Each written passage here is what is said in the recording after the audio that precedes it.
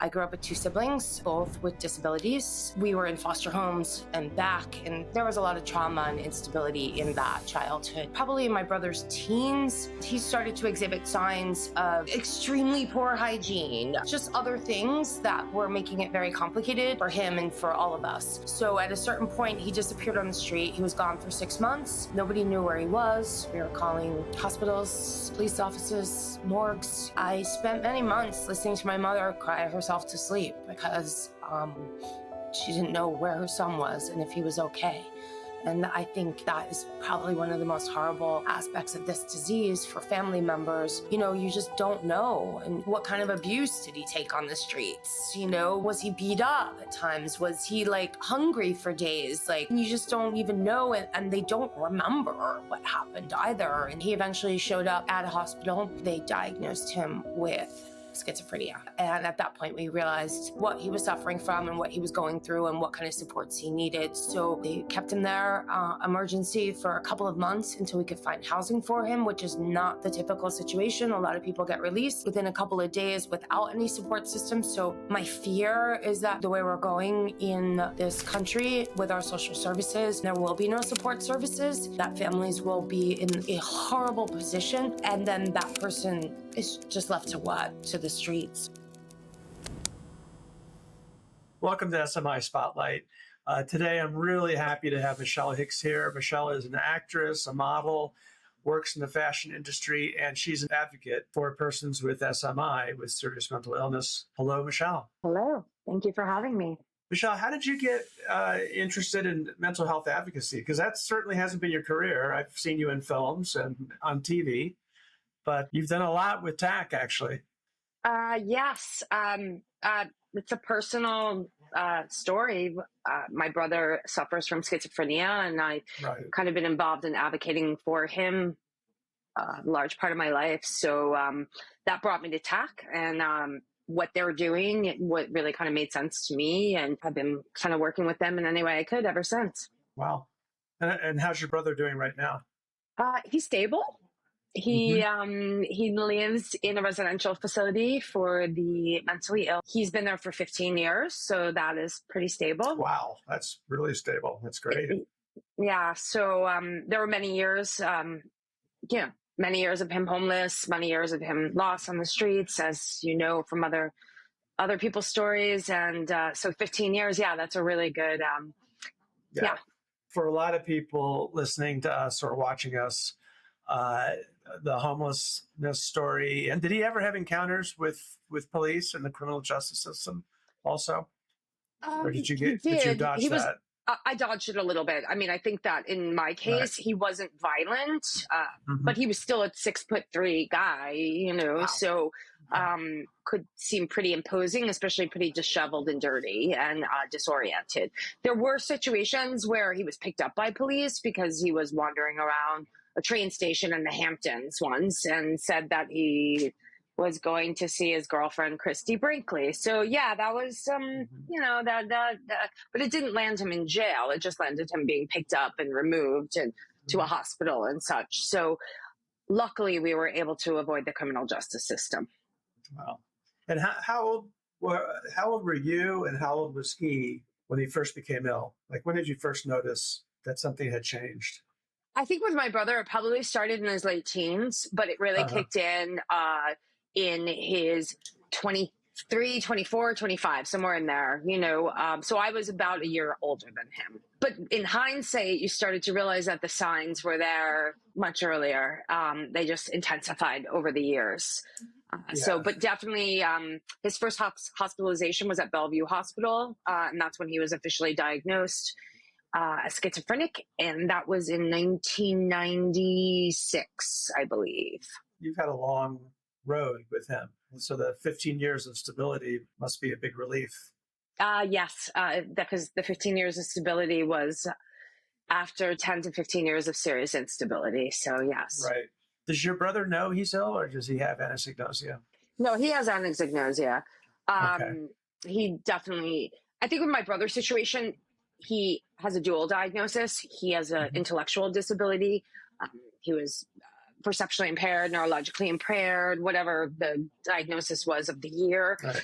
So I think that kind of it made it harder to see the signs of the mental illness, because a lot of things were chalked up to his intellectual disability being the reason why he didn't take care of his hygiene, or why he was slow, or why he didn't pick things up, or, so even his delusions. I remember at one point there was a psychiatrist or psychologist that he was seeing, and we were like very concerned because he was talking about being Metallica's band manager and, pretty outrageous things. And we were like, listen, this can't be normal. Like what's going on with him?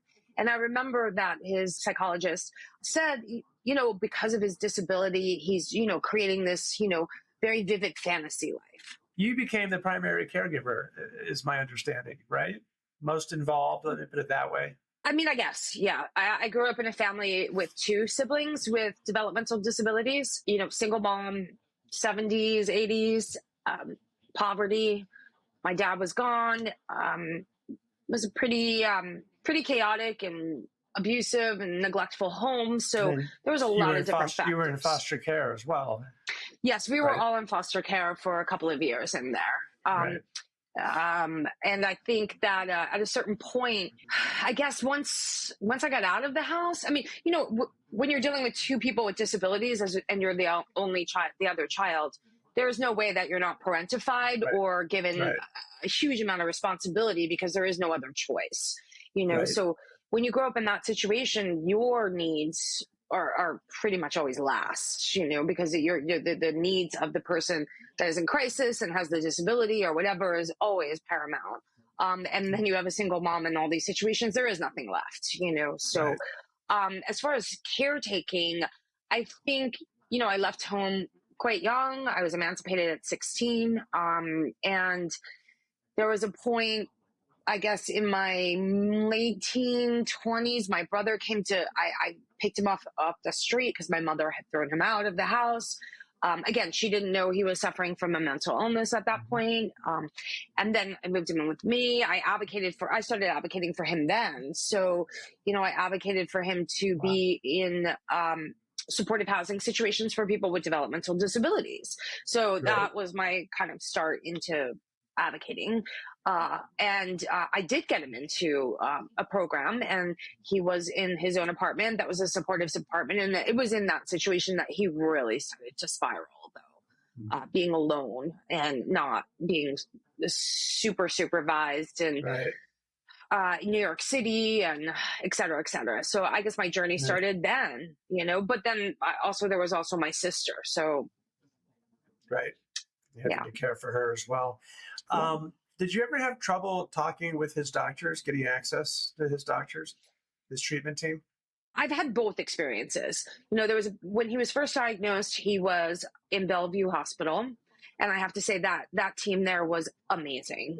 They were just beyond. They saved him, I think, because they realized what the situation was. He had been homeless and missing on the street for a while. And he showed up very kind of disheveled, pretty bad situation.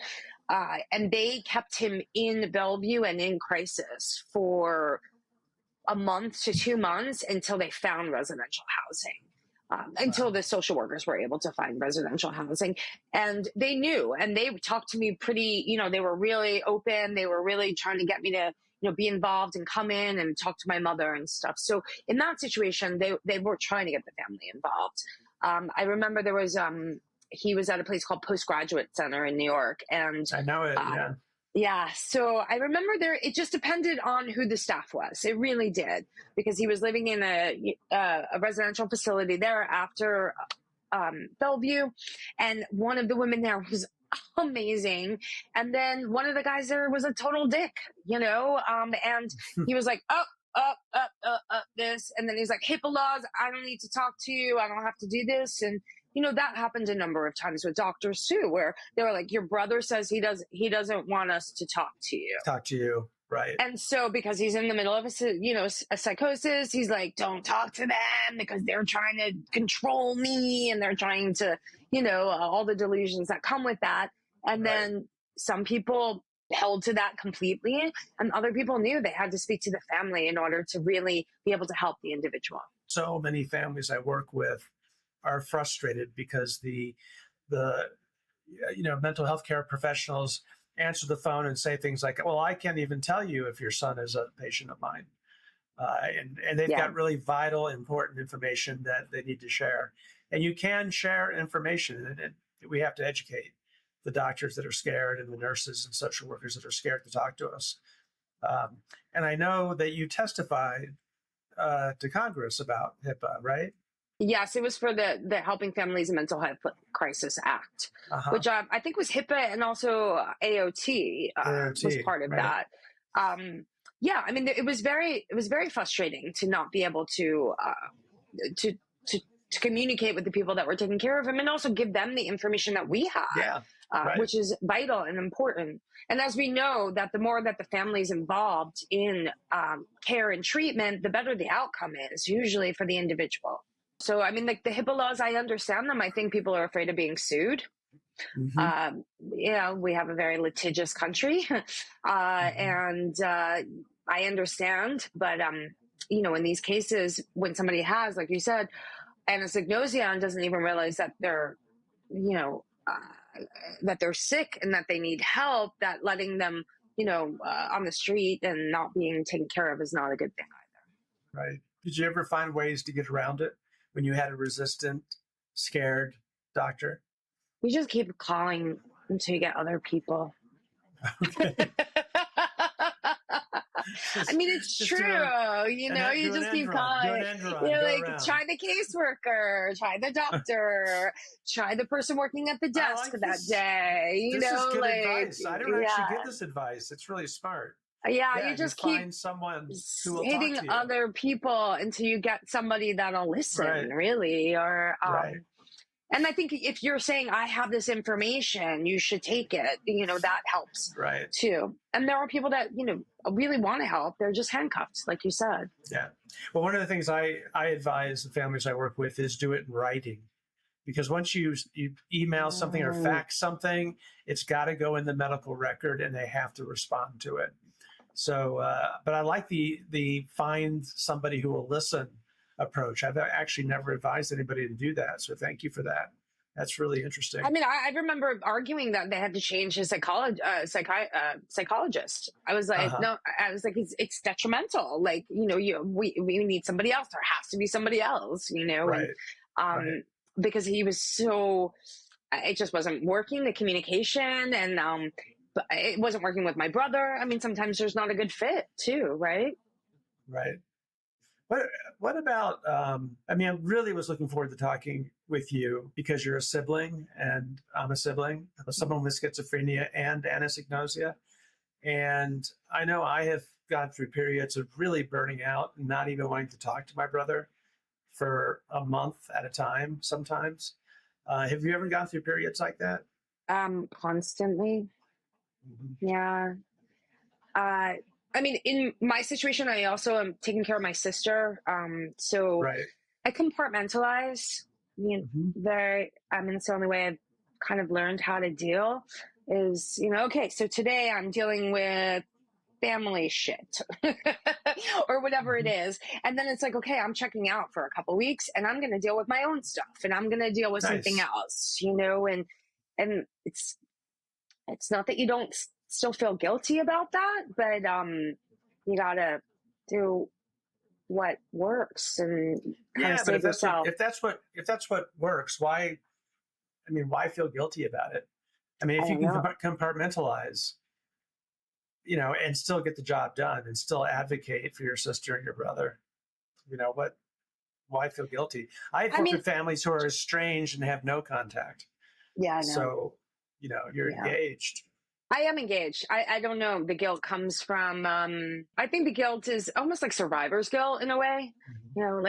There's three of us and it's my specific situation and somehow I made it out and they didn't, and there's something about why, I'm normal because I'm supposed to, being guilty for being normal almost. So, and that, okay, so because I'm normal, I have to do this, it's, I don't, don't know how to explain it more than that, but I think in my situation, it has a lot to do with like survivor's guilt in a way. I don't feel guilty. I do advocate, but sometimes you feel like I spend more energy advocating than interacting. I went through periods like that, especially trying to find housing for my brother, where I wouldn't talk to him because I was burnt out, and because I was so busy working on the mechanics of getting him the treatment and the housing and the support that he needed, and talking to caseworkers, that I didn't have time for him. But when I did make time for him, when I did work on the relationship, he was a lot more on my team, agreeing to treatment, whereas for 7 years, he absolutely refused treatment, didn't need it, didn't want it. So that was it's funny, you're making me think about it. It's been a long time, but that was a fine balance that I didn't always strike so well, splitting my time between the mechanics, the only word I can think of to describe it, and the relationship with them. What's your relationship with him, if you don't mind talking about it? What's it like now? I don't know. I mean, I guess he likes me. I think that it's just hard in his situation. I do spend time with him. I see him. The problem is, in my family, I'm the only person that can get to him.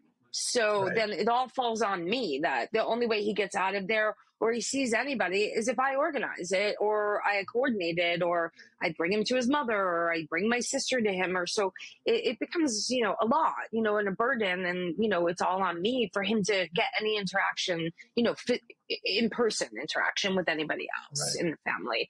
So we do have a good relationship, I think. I go and visit him. I take him to lunch. I bring him cigarettes. I give him supplies.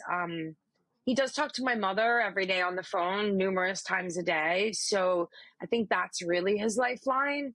My mother has said to me, now that she's getting older, she's like, please promise me that you'll call him every day. And I'm like, I can't promise you that, Mom. Right. I'm like, I can't, I just, it's just a lot, and so that's hard, that's really hard. And it's, but, he has her right now for that. They just sit there FaceTiming for an hour or 2 hours a day. That's cool.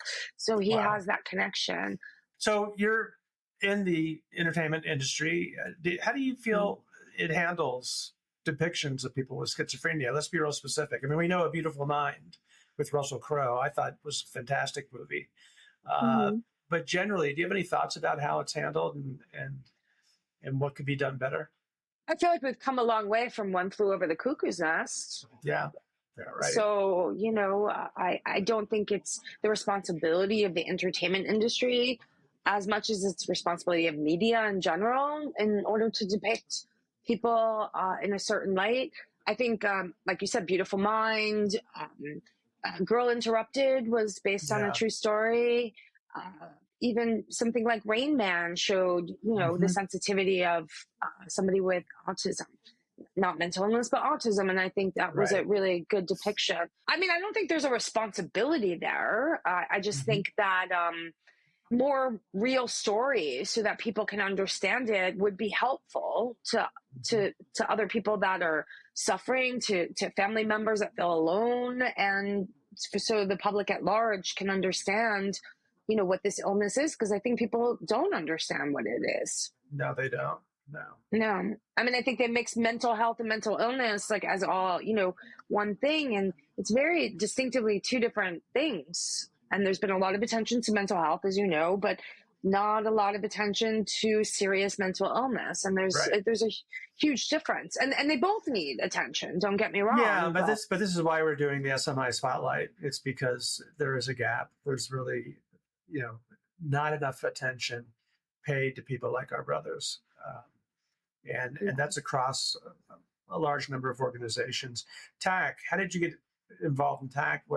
How did you find them? How did I find? So I think when my brother first was diagnosed, I went into like the research rabbit hole of like trying to figure out what this was. And what I could do and learn whatever I could about the illness. And during that process, I had read Dr. Torrey's books, American Psychosis and Surviving Schizophrenia. And so I think there was the first literature that I had read where I was like, oh, okay, now this like makes sense. And actually somebody felt like they made sense of like what the game plan was and how we had to move forward and how we could help. And so I guess that led me to TAC, because that's the organization that he founded. And he founded, right? Yeah. So then I reached out to them and, for resources, and then, offered in any way that I could be of help or get involved. And, that was probably like 15, 20 years ago now. Yeah. And what kind of things have you been doing with TAC? I think the first thing I did with them was testified in Washington, D.C. For the bill that Senator Murphy was passing, which was the Helping Families in Mental Health Crisis Act, which I think dealt with some HIPAA laws and dealt with court-ordered treatment, AOT, if I believe. That bill did pass. So there was a number of family members that they had invited down to support this bill. And we all went to Washington to speak on behalf of it. And, it was a very eye-opening experience to be in the room with other family members and what they were going through, and realizing that actually I was lucky in my situation, and some of them were not very lucky in what they were and what their family members were going through. That's how I first got involved anyway, the Helping Families in Mental Health Crisis Act. And then, over the years kept in touch, other things. I did a vintage clothing auction on a popular website called Vestiaire Collective, and donated some of my older vintage pieces, designer pieces, to raise money, but more to raise awareness and have a conversation about this issue. So those are a few things that I've done with them. Cool. I don't know. I mean, to go back to the sibling experience, I think, and not just siblings, I think parents, partners, children, family in general. I think this, personally, the sibling experience for me, I think what I would say is that, oxygen mask on first, because it's a long road, it's something that is going to ebb and flow, but never get fully better, but could be stabilized, and that you have to really take care of yourself along the way, and just like I said, oxygen mask first and see what you can do. I think also to people that are in, lawmakers and mental health professionals, like, involve the family as much as they want to be involved, because as we know, the more the family's involved, the better the outcome is usually for the individual. But there's a lot of families that don't want to be involved because they're scared of their family member too. And I think that's, I think the education of, with help, they could have a better relationship with them might be something that's necessary. Right. So what I'm hearing is take care of yourself, understand your own needs, put your oxygen mask on first. And in terms of the system and legislators and healthcare professionals, involve the family. The family is vital. I mean, that's who the person is interacting with and even living with, 99.9% of the time. As a mental health care professional, you've got that person for just a millisecond, really. Even if they're in the hospital for 2 months, it's not that long a time. Yeah. So you compartmentalize. It's one of the ways, and which I'm kind of thinking of it as time management, right? Like right now, I'm going to deal with my sister. Right now, I'm going to deal with my brother, go visit him, get him out, do something with him. Right now, I'm working on auditions. Right now, I'm working on whatever it is. Yeah. So beyond compartmentalizing, anything else that you do that you would like to share? I'm still processing a lot of it. I don't really think that, my brother will call me and I won't call him back for days. Sometimes, I don't necessarily feel good about that. It's not only compartmentalizing, I'm just avoiding it too. So, to be totally honest, other times, I have this thing with him where I'll tell him, okay, I'm coming up to visit. And of course, my life is very kind of hectic, and because there's a lot of moving parts, and sometimes that changes. And so if I change that date, oh my God. So it's like, so I've had to get to the point where I never tell him when I'm coming until the morning of, Then you because show up. I'll call him and I'll be like, hey, so I'm going to come. I'll be there around lunchtime. I mean, he's going to be there anyway. So it's not really, it's fine. And then it's not 4 days of calls beforehand, confirming and reconfirming and this and that. And that sounds horrible, but it just, and then if I make any change, he's like super disappointed. And then, it's a cycle of guilt again. So, I think, I've learned to, for example, I don't tell them ahead of time, that's, I don't know what other people do, but that's, a tactic that I've had to learn. I had a life-changing conversation with my mother one day. She was visiting me when I was living in New York, Manhattan. And she said, why don't you call me? How come you don't call me very much? And I said, Mom, it's because every time I talk to you, we talk about Henry, my brother. Yeah. And you break down into tears. And I love Henry. I'm trying to help him. But what about me? You don't ask me what I'm doing. And that changed her, actually. I was really surprised. She was 70 years old, and she started every conversation with, how are you doing? And followed it up with 3 to 4 additional questions. So I said it because my therapist told me to say it, Yeah. to just express it. I did not expect her to change. But especially, at that age too. But you hit a nerve, obviously. So that's good. Yeah. I mean, my conversations with my mom aren't necessarily like that. I have a very loaded relationship with my mom to begin with. But I think I think it's just a responsibility. And I think as a child, you kind of understand very young that this is all going to fall on you eventually. And I think the weight of that is a lot. I tried to escape. I was like, oh my God, what the hell? Like, what is my life going to be? And so I think that's a lot for children. Is there room for us to have our own families? Well, that's another question. It took me a long time to have my own family. I was convinced I was never going to have children. Yeah, no way. But you have a son. Right?